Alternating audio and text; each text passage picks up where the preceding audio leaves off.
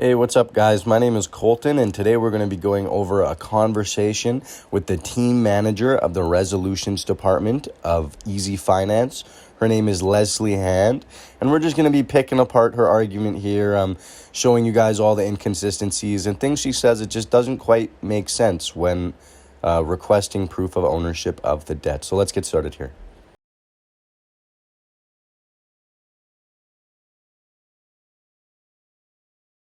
Yeah, so as I'm sure you're aware, we requested an affidavit just from one of your accountants, just confirming that you guys still maintain ownership of the debt, just simply Right. because your accountants would be the only people with access to the ledgers. And Kevin said that he was going to go look into that and see what he could do. And, Yeah. well, it just says in this email here that he's previously confirmed the debt is currently owed, but we just haven't seen any verifiable proof confirming that.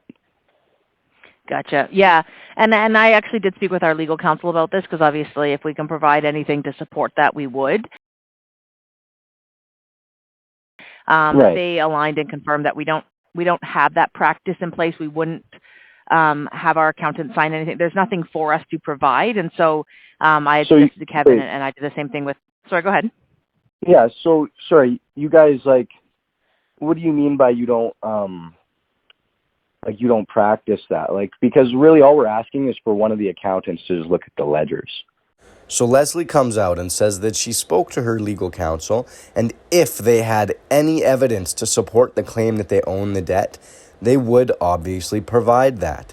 Then she goes on to spit out a lot of verbal garbage to cover up the fact that she just stated herself that they have absolutely no evidence they can provide us to support their claim. She then goes on to say that we don't have this practice in place. There's nothing for us to provide you, when we made it very clear that all you have to do is provide us with an affidavit. Of course, there's something you can provide us, and it is the affidavit. And to say that you don't have a practice in place for your accountants to look at your ledgers is just absolutely ridiculous. I mean, every financial institution employs chartered accountants, and those accountants' jobs, they have one job, and that is to keep track of the ledgers. And not to mention that the Canadian rules of court do state very clearly that proof of ownership of debt is considered a signed affidavit from a chartered accountant.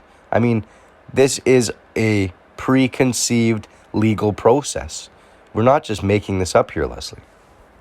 Now, the fact in itself that your legal counsel refuses to provide an affidavit simply stating that you guys still own the debt is very questionable. I mean, that should raise some eyebrows, Leslie. The only reason I can think of that a legal counsel would be so against providing an affidavit from one of your accountants stating that you guys still own the debt is that the debt is no longer owned, and that affidavit would be looked upon as fraudulent in a court of law.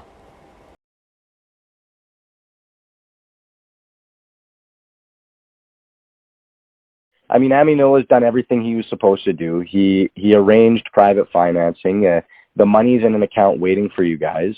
And in order to receive payout, all we need is the affidavit from the accountant. I understand that you're having trouble with that, but to reach out and say that the account is 90 days overdue of non-payment is just inaccurate, because Amino has arranged financing. The money is here for you guys to receive. There are no late payments. He's been attempting to pay you guys out in full since November 23rd. So our main concern here is just that there's not going to be any negative reports to his credit, simply because you guys are unable to provide the documentation legally necessary to collect. Right? Yeah, I mean, so at this point there isn't negative payments, except there will be nothing reporting, as nothing's been paid by the customer since July. So it's right. not... Right. But it's not something that we can just stop. I understand what you're saying, that it's our delays, but it's also both on the customers and yours delays. You've chosen to request this one document that we can't provide. I know, it's hard to believe, but you did hear that right. Leslie did just state that it is our delay as well as hers because we've decided to do our due diligence and confirm that we are forwarding funds to the correct entity. It is our fault for seeking verifiable proof that Easy Finance still owns this debt. I mean, how ridiculous is that?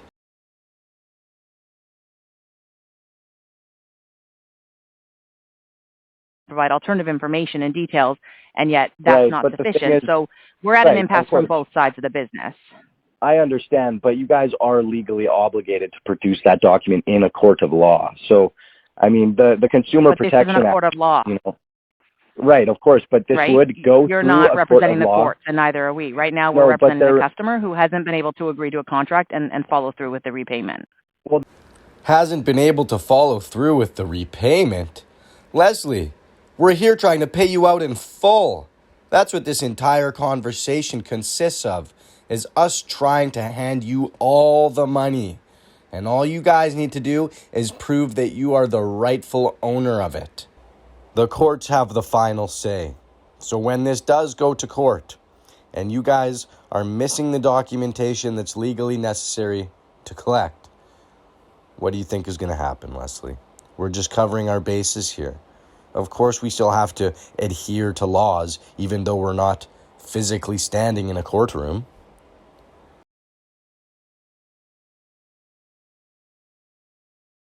So you guys can't, exactly. So you guys can't really provide verifiable proof that you're still the rightful owners of the debt.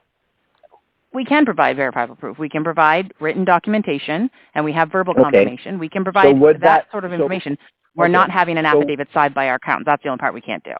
Okay, so you would put in writing. Who would put in writing? Because the accountants are the only people with access to the information in order to make that claim. So an accountant would have to put into writing that you guys maintain ownership. Otherwise, it's just not sufficient. That's not verifiable proof. I mean, it's all hearsay at that point. Well, it's not hearsay. We're representing the company, right? Like, I mean, I can have a director sign the documentation, or a legal representative can sign the document if you want, but that's not. So if we're all acting on behalf of the same company, I'm not sure what's the difference. Well, because the accountant is the only person with access to the ledgers. So they're the only ones that can actually see if the debt is still owned. No, we have departments, including mine, who are involved in the debt sale of our debts every day. Like, we all see it. So we can provide that information. Now, what Leslie said is just very, very, very inaccurate. She is not a chartered accountant, therefore she does not have access to the ledgers. What she has access to is the account status. So she can see how the collections is going. She cannot see whether or not the debt has been securitized. Well, guys, that's all for today's episode. I hope you enjoyed it, and I hope you learned something. In the meantime, please like and subscribe, and don't forget to send a complaint. Signing off, UnitedWeStandPeople.com.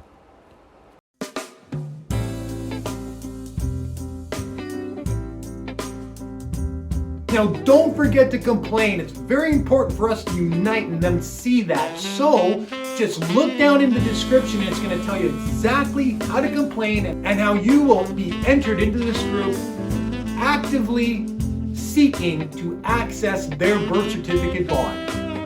Keep in touch. Keep looking. We've got lots more to tell you. You guys have a great day.